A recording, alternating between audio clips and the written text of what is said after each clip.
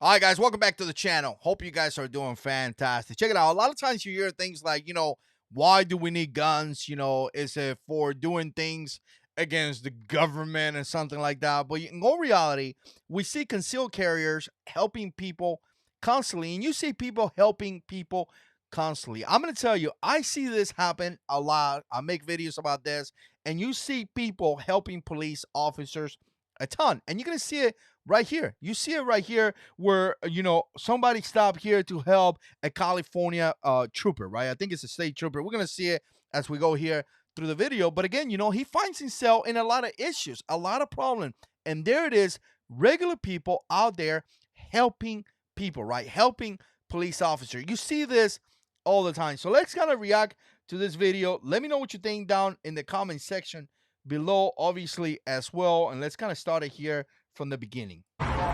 Tonight, a California Highway Patrol officer is lucky to be alive because of what you're seeing in this video. Chaos in the middle of an 8-lane freeway in San Diego. You see California Highway Patrol officer Antonio Pacheco on the ground, bleeding.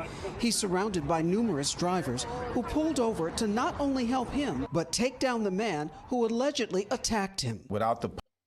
You see that right there? You see right there. You have regular people helping people. And I'm going to tell you, I've seen this a lot. There was a situation a while ago where a guy actually got into a confrontation to help another state trooper. I can't remember if it was Arizona or something like that. And the dude even had to get in the radio to ask for support. And he's just a regular guy with a police radio being like, hey, yo, it's me. I'm trying to get help. And again, you see this happening constantly.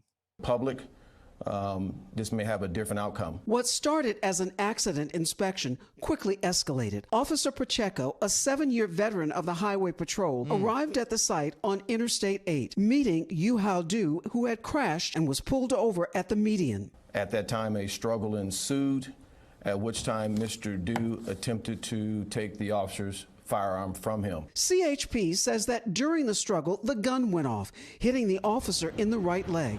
By this point, other drivers started noticing. While I was driving, my husband, he said, stop, stop, stop. Lila and her husband among the first on the scene. I tried to slow down, and he just cornered the suspect. You see Floriberto holding down the suspect, another man helping restrain him using a knife. He was like out of control. Look at that. Look at that. That's insane.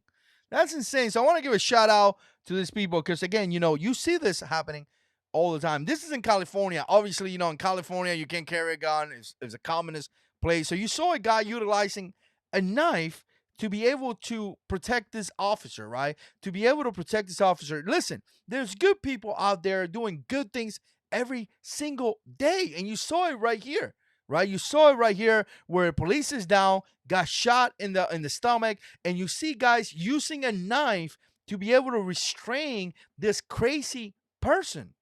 And like I say, concealed carries do this all the time. We just had a woman just recently that stopped an active shooter by herself. So again, it's interesting how a lot of times, this is why I wanted to do this video. Some of these local places, some of these government officials, some of these governors, people in the government treat concealed carry permits holders or treat regular Americans like they are the enemy, when in all reality, you see them helping them constantly. It happens all the time where people out there are helping cops in trouble because they have the duty to protect the fellow innocent people or their communities. You see it all the time. But in some kind of way, when you go and get a permit, when you go and get a firearm, they look at you like you're a criminal, when in all reality, you want to protect your family and protect your local community, like you see right here. It's pretty sad. And again, I'm not saying that it happens everywhere. I'm saying that there are some places like California when you can't carry a gun, it happens. It would have been easier for some of these guys that will be concealed carriers to be able to protect that police officer if they were able to carry a firearm. But instead, some dude had to use a knife. And what's going to happen? What would have happened if that criminal would have taken that gun or had a gun?